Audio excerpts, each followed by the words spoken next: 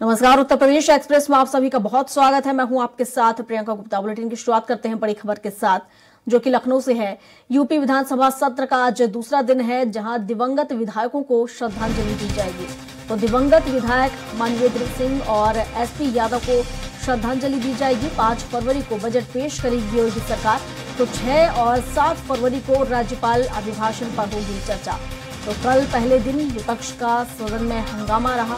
राज्यपाल अभिभाषण के दौरान विपक्ष का हंगामा हुआ। भारी हंगामे के बीच राज्यपाल आनंदीबेन पटेल का भाषण हुआ। तो भाजपा विधायकों ने खूब लगाए जय श्री राम के नारे और राम नाम का पटका पहनकर पहुंचे थे भाजपा विधायक। तो बता दें आपको कि बोले सड़क से सदन तक सब भगवा है, क्योंकि भगवान श्री राम देश के रूह हैं। और इस पर विस्तार से जानकारी के साथ घनश्याम निशांत चौरसिया हमारे साथ हमारे सहयोगी लाइव जुड़ चुके हैं। घनश्याम जी, जिस तरीके से कल विधानसभा का पहला दिन रहा, काफी हंगामेदार रहा, आज दूसरा दिन है, दिवंगत विधायकों को श्रद्धांजलि दी जाएगी, क्या कुछ अपडेट इसको लेकर? जी, पहली बार ऐसा देखा जा रहा है कि शनिवार को भी इस बार सदन चलेगा, बहुत लंबे वक्त के बाद, और अगले शनिवार को भी चलेगा और इस शनिवार को भी चलेगा, और अगर जरूरत पड़ी तो देर शाम तक यानी देर रात तक भी सदन चलने की संभावना बताई जा रही है। आज जो है सदन में 2 दिवंगत विधायक जो है, एक भारतीय जनता पार्टी के मनवेंद्र सिंह जो 71 वर्षीय थे, अभी हाल ही में उनका देहांत हुआ था, और एसपी यादव जो गैसड़ा बलरामपुर से विधायक थे, समाजवादी पार्टी के विधायक थे, उनको मल्टी आर्गन फेल्यूर के चलते अभी कुछ हफ्ते पहले ही उनका देहांत हुआ था। इन दोनों लोगों के देहांत की सूचनाएं पड़ी जाएगी, शोक व्यक्त की जाएगी। आज भी सदन चलेगी। इसके पहले कल सदन का पहला दिन था और पहले दिन जो है राज्यपाल का अभिभाषण होना था। उसके पहले विपक्षी दल के नेताओं ने गांधी प्रतिमा, जो चौधरी चरण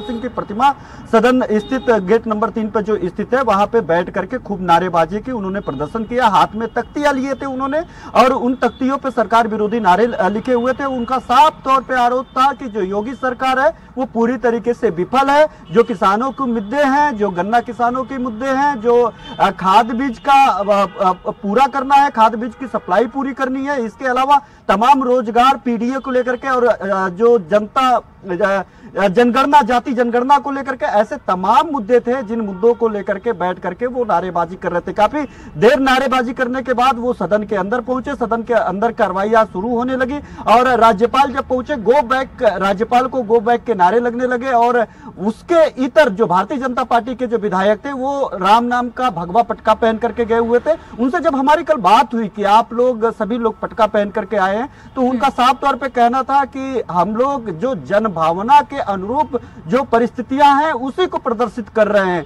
जनता के बीच में राम नाम की जन भावना इस समय सैलाब उमड़ रही है, तो ऐसे में हम लोग सड़क से लेकर के सदन तक उस जन भावना का कद्र कर रहे हैं। इसके अलावा जो विपक्ष तमाम उन सब सारी बातों को लेकर के, जिन बातों को लेकर के वो चुनाव में भी जा रही है और सदन में लगातार पिछले कई बार जब सदन चला है उस मुद्दे को जो उठा रही है, उनका साफ तौर पे किसानों को लेकर के, बेरोजगारी को लेकर के, खास तौर पे युवाओं के साथ योगी सरकार लगातार युवाओं के दुर्दशा पे कुछ नहीं बोल रही है, और उसका दुर्दशा का कारण भारतीय जनता पार्टी की योगी सरकार है। ऐसे में वो उनके रोजगार को लेकर के, उनके नौकरी, सरकारी नौकरियों को लेकर के, किसानों को लेकर के, बिजली माफी को लेकर के, कर्ज माफी को लेकर के, और सबसे बड़ी बात है जो गन्ना किसान है, गन्ना किसान के अलावा एमएसपी को लेकर के भी योगी सरकार को जो है घेरने की कोशिश कर रही थी, और उसमें खूब नारेबाजी। सबसे बड़ी बात है कि जब से सदन की सत्र की शुरुआत हुआ और वंदे मातरम होने तक ये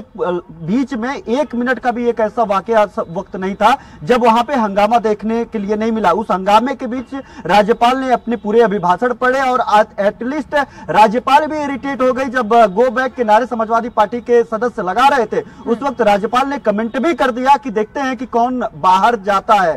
तो ये थोड़ा सा अलग से लगा, क्योंकि अभी तक में देखा जाए तो सदन में जब भी इस तरीके से नारे लगते हैं तो जो पीठासीन अधिकारी होता है, पीठासीन होता है, वो पीठासीन इस बात प्रयास करता है कि इस तरीके की कमेंट ना हो, लेकिन पहली बार ये भी सदन में कमेंट देखने के लिए मिला जब विपक्षी दल के नेता वहां पे गो बैक के नारे लगा रहे थे और भारतीय जनता पार्टी के विरोधी नारे लगा रहे थे। तो राज्यपाल आनंदीबेन पटेल ने वहां पे थोड़ा सा एक छोटा सा कमेंट किया, उसके बाद शोर शराबा और भी बढ़ गया और उसी शोर के बीच में फिर भारतीय जनता पार्टी के जो विधायक थे उन विधायकों ने मौके की नजाकत को समझा और जय श्री राम के नारे लगा रहे थे, क्योंकि पटका पहले से पहन करके गए थे। और जब विधानमंडल दल की बैठक हुई थी भारतीय जनता पार्टी की लोक भवन में एक दिन पहले ही, उस समय ही यह तय कर लिया गया था, मुख्यमंत्री योगी आदित्यनाथ ने लोगों से अपील की थी कि चूंकि रामलला का प्राण प्रतिष्ठा हुआ है 22 जनवरी को और उसके बाद सदन आहूत की गई है, तो ऐसे में जो सड़क की माहौल है उसको सदन में भी दिखाने की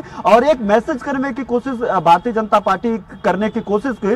और कह सकते हैं कि जो भगवामय माहौल भारतीय जनता पार्टी के लिए इस समय बना हुआ है और देश के लिए बना हुआ है, खासतौर पर रामलला के जरिए, तो ऐसे में भारतीय जनता पार्टी उस माहौल को कम नहीं होना देना चाहती और इस माहौल को कम नहीं करने के लिए इस तरीके से पटका। और जब विपक्ष उस समय जब नारेबाजी कर रहा था सरकार विरोधी, तो उस समय जय श्री राम के नारे एकदम हुबहू उसी तरीके से शुरू से लेकर के अंत तक भारतीय जनता पार्टी के सदस्य भी लगाते रहे। तो कल एक हंगामेदार के बाद आज जो है दूसरा दिन दिवंगत जो सदस्य हैं सदन के, उनको श्रद्धांजलि अर्पित की जाएगी और उनको श्रद्धांजलि अर्पित करने के बाद आज का सदन समाप्त हो जाएगा और फिर कल से माफ करिएगा सोमवार से सदन शुरू होगा। 5 तारीख को बजट पेश होने की संभावना है, उसके बाद 6 और 7 तारीख को बजट पे चर्चा होगा। उम्मीद है इस बजट से?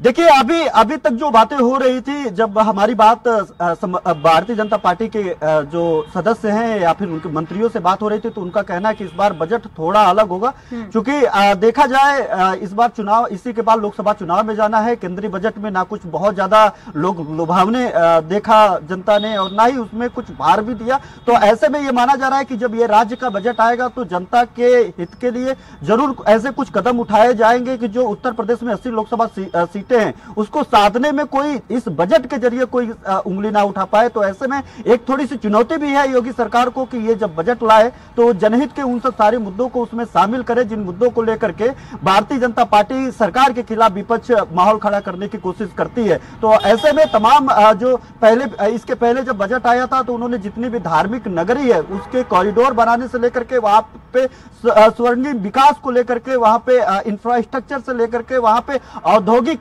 कल कारखाने भी खोलने को लेकर के, सबसे बड़ी बात है कि जहां पे एक बड़ी बारीकी से समझने वाली बात है प्रियंका जी कि जहां पे जहां पे धार्मिक नगरी है उसको औद्योगिक नगरी के तौर पे भी विकसित करने की कोशिश की जा रही है। इसीलिए जो इन्वेस्टर समिट हुआ, ब्रेकिंग ग्राउंड सेरेमनी हुई, उसमें अयोध्या को लेकर के, काशी मथुरा को लेकर के, नैमिषारण्य को लेकर के, यहाँ पे जब इंफ्रास्ट्रक्चर तैयार किया जाएगा, जब यहाँ पे स्थलीय विकास किया जाएगा, वहां पे जब कॉरिडोर बनाए जाएंगे, वहां के रास्ते बनाए जाएंगे, इसी के साथ साथ वहां पे इसमें इंफ्रास्ट्रक्चर के साथ साथ वहां पे औद्योगिक विकास भी करने की कार्य योजना भारतीय जनता पार्टी की योगी सरकार करने जा रही है। तो ऐसे में ये भी देखने वाली बात होगी कि इस बार जो बजट आया कोई राहत उसमें नहीं मिली है, लेकिन अब जो बजट प्रदेश यहाँ पर पेश करने जा रही है थोड़ी राहत उससे कहीं ना कहीं आम जनता को है कि शायद उसमें जिस तरीके से मध्यम वर्गीय को हम देखें तो कोई राहत नहीं मिली, तो शायद इस बजट में उन्हें कोई राहत मिल सके। फिलहाल शुक्रिया तमाम जानकारियों के लिए।